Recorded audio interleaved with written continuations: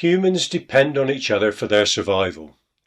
We have culture and society to ensure that human populations are orderly, organized, productive, and sustainable. Society and culture evolve and adapt to changing circumstances, and every now and again a new paradigm emerges, a new way to see the world and our place in it. Those paradigm shifts are the cause of radical changes in social evolution. In this and the following 2 episodes, we will identify those paradigms and see how we adapted to them.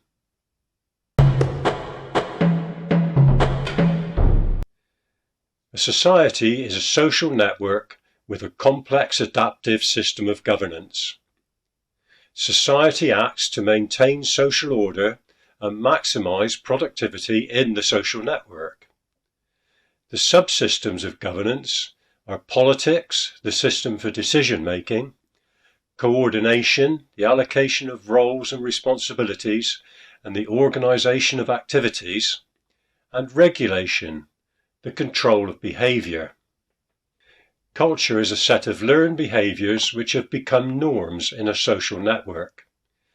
Culture sets the behavioral standards which are regulated by society to maintain social order, stability, and sustainability. There are many subcategories of culture, including technology, morality, and religion, each of which contributes behaviors to the set of norms. Sociocultural or social evolution is the adaptation of society and culture over time. Together they form a coherent set of behavioral traits which ensure, as far as possible, the survival of the population in a social network. For millions of years, humans evolved as different species. Some of those species went extinct, and only one species remains, Homo sapiens, us. For hundreds of thousands of years, the social nature of modern humans hardly changed. It was shaped by the natural paradigm. The first departure from the natural paradigm was a mere 12,000 years ago, and although social evolution has been dramatic since then, humans are still biologically the same species. We still have the same physical, emotional, and behavioral traits as our ancestors, although we are very different socially. The natural paradigm is being at one with nature and adapting our society and culture to our environment and ecosystem. Humans who live by this paradigm are known as hunter-gatherers or foragers after their food production system, and their social networks are called bands. Food is produced for immediate return. It's consumed quickly within a matter of days. It's not preserved or stored for future consumption. Once all the food available in one place has been foraged, the band must move on to somewhere else in its range. The band is nomadic, never staying in one place for very long. Compared to other species in natural ecosystems, human individuals are physically weak and vulnerable. We are easy prey and poor predators. We depend on our collective strength and our tools and weapons to protect ourselves and to hunt effectively. We saw in the episode on human behavior that modern humans have a number of important physical and behavioral characteristics which are critical to our survival. Physical traits include a large brain, an erect posture, lean physique and 2 legs, hairless body and sweat glands, a powerful and precise grip, flexible and expressive face, a versatile vocal system. And the behavioral traits include thinking, activities associated with the brain, communicating, sharing thoughts and feelings, making, adapting the material world, cooking, processing food using heat, gathering, roaming to find food, networking, forming functional relationships, and hunting, pursuing animals for their meat. When combined, these physical and behavioral traits compensate for individual weakness and vulnerability. They enable foragers to find enough food in their ecosystems to sustain their social networks. We know from the episode on groups that the most cohesive and efficient social network is the mesh, and a forager band is a mesh-type social network. Everyone has a relationship with everyone else, and all those relationships are strong, and everyone is equally important. We also know that the development of a complete mesh network with strong relationships requires a high level of learning capacity. Learning capacity increases with brain size, but large brains consume lots of energy. The distance a forager can cover in a day, their range, is related to the physical attributes of the body, its anatomy. The better adapted the body, the greater the distance an individual can roam in a day, and the more food they can collect. However, the greater the range, the more energy the body will use.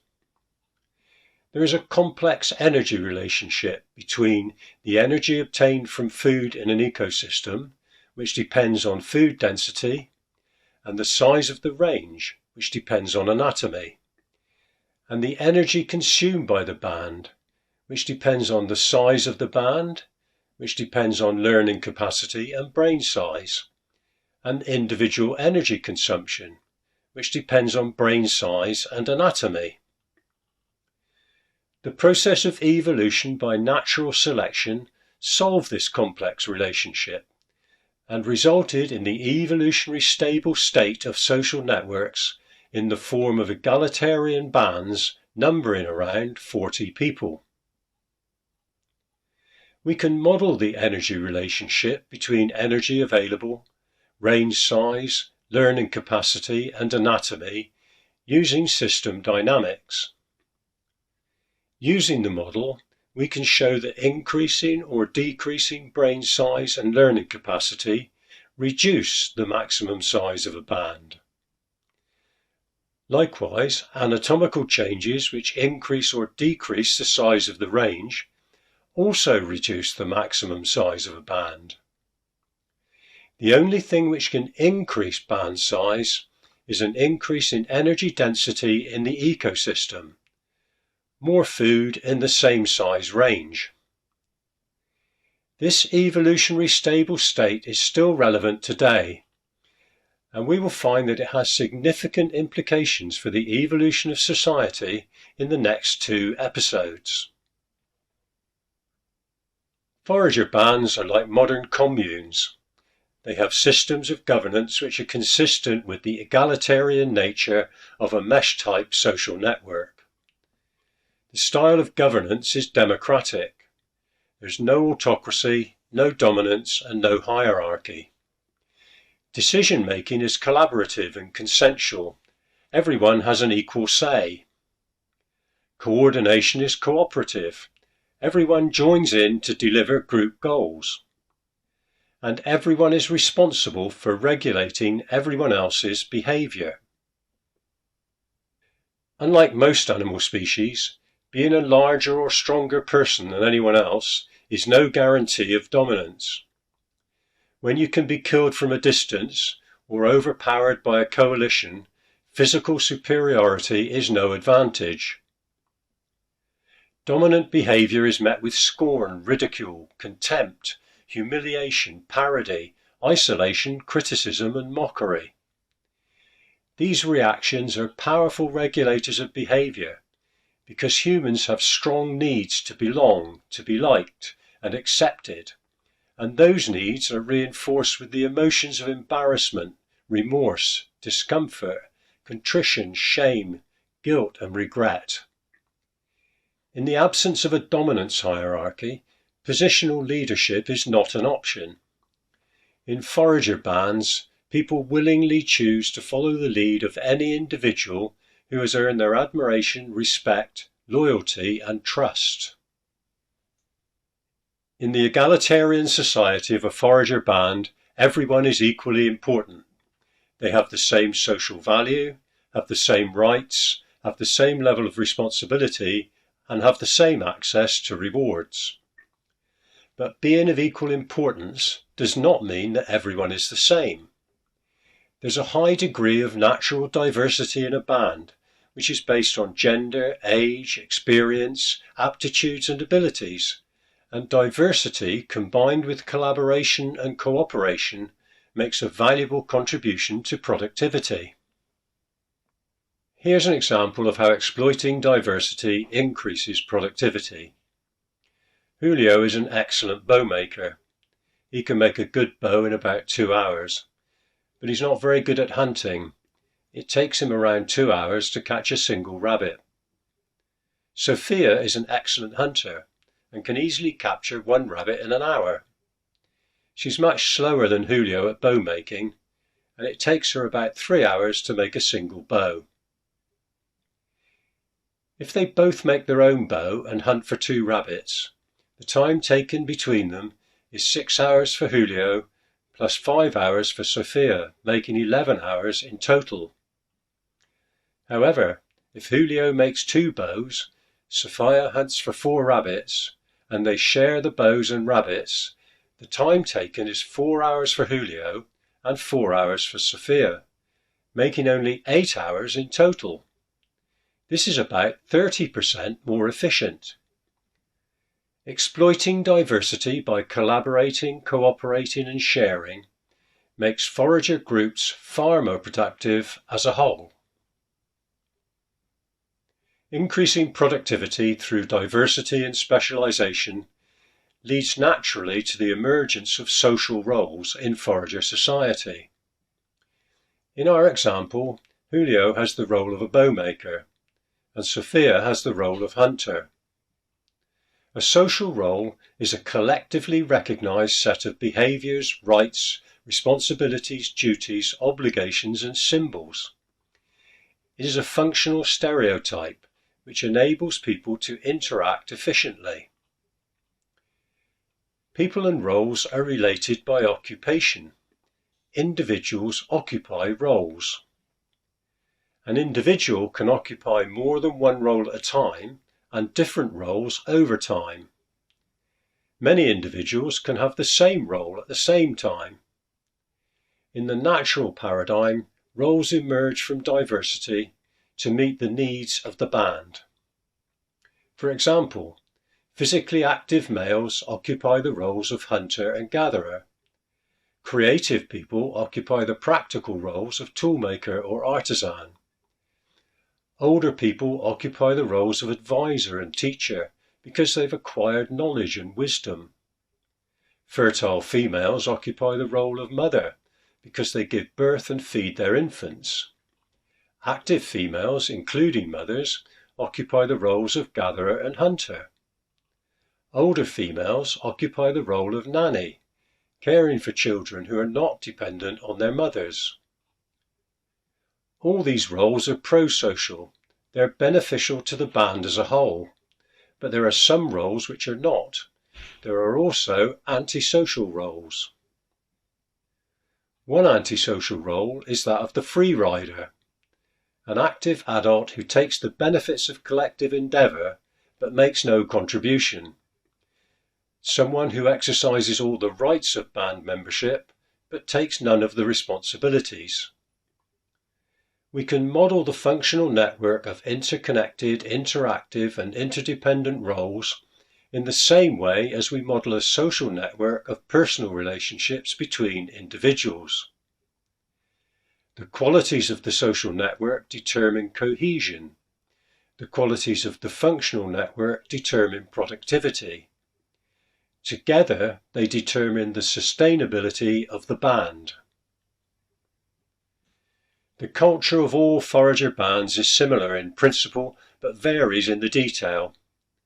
For example, all band members clothe themselves to keep warm and dry, and they all use symbolic language. But different cultures look very different and speak different languages. Forager technology makes the best use of nature. Foragers use readily available materials to make tools and weapons, clothes and shelters, and they use fire for cooking, warmth and protection. Forager morality, the collective judgment of good and bad behavior, evolved to satisfy individual needs and, at the same time, sustain egalitarian social networks. Actions which are selfless, benefit others within the band, build trust and strengthen relationships are moral. Those which are selfish, harm others within the band, destroy trusts and relationships are immoral. Moral behaviors increase the chances of individual and group survival and are rewarded. Immoral behaviors reduce the chances and are punished. Religion is the shared spiritual beliefs and associated practices of a band. Forager bands are animist. They believe that humans have physical substance and spiritual essence, and that everything in nature is the same. Animism promotes the idea that everything in the natural world, including humans, is physically interrelated and part of one spiritual network. Contacting the spirit world is possible but not easy. It requires someone with special abilities, a shaman. The role of shaman fulfills the dual function of priest and doctor, communicating with spirits and using the healing properties of nature. Forager population grows by reproduction of bands. Sibling bands are biologically and culturally the same, but each band occupies its own range within the same territory. Reproduction of bands continues until the total population reaches the carrying capacity of the territory, at which point the number and size of bands are limited by the availability of food within the ecosystem. Because all the bands in the territory originate from a single band, they share the same recent ancestry and the same culture. They look like each other, they speak the same language, and they have the same customs and practices. Every individual fits a biological and social stereotype. This territorial population is a tribe, an ethnic population with a shared identity. A forager tribe is not a political entity. Each band remains independent and self-governing and has no influence or authority over other bands in the tribe. Individuals in bands which share a territory interact with one another much less often than they do with members of their own band. When members of different bands in the same tribe meet, they recognize each other as one of us, but they do not have a personal relationship. They do not immediately fear each other or trust each other. Depending on the situation, they may compete or cooperate. These weak relationships do not use much of an individual's learning capacity. It's only necessary to know an ethnic stereotype. And that stereotype is obvious. It's your own. The presence of multiple bands in one tribal territory has mutual advantages. If an unrelated band invades the territory, the bands can join forces and kill or repel them. Pair bonding and reproduction with members of different bands helps to avoid the perils of excessive inbreeding. And freedom of movement between bands helps to reduce tension and conflict within a band. The relationship between communal bands in an ethnic tribe is similar to that of a modern alliance. When a tribal territory is full to capacity, the only way to increase population is to migrate and find another territory, which may be in a novel environment with a very different ecosystem. Fortunately for humans, creativity and ingenuity enable us to adapt to all kinds of environment. Human migration as a means of population growth goes back as far as 2 million years ago, when Homo erectus migrated out of Africa, followed by Homo heidelbergensis doing the same some 500,000 years ago. Neanderthals in Europe and Denisovans in Asia are believed to be descendants of these early migrants. By around 100,000 years ago, Homo sapiens had colonized all of Africa, and the population was around 200,000 people. From there, sapiens migrated to other regions, and they'd reached almost every part of the world by around 15,000 years ago, by which time the human population had risen to around 3 million. In the process, sapiens interbred with and largely replaced all other human species. Modern humans are a genetic mix with a genotype which is predominantly sapiens, and so we still call ourselves sapiens. Having populated most of the world and increased numbers close to the overall carrying capacity of Earth's natural ecosystems, a paradigm shift occurred around 12,000 years ago, which caused a major change in society and culture and enabled the number of humans to grow even faster. The shift was from the natural paradigm, being at one with nature and adapting our society and culture to our environment and ecosystem, to the control paradigm, being in control of nature and adapting our environment and ecosystem to satisfy the needs of our society. We will explore the effect paradigm change had on social evolution in the next episode.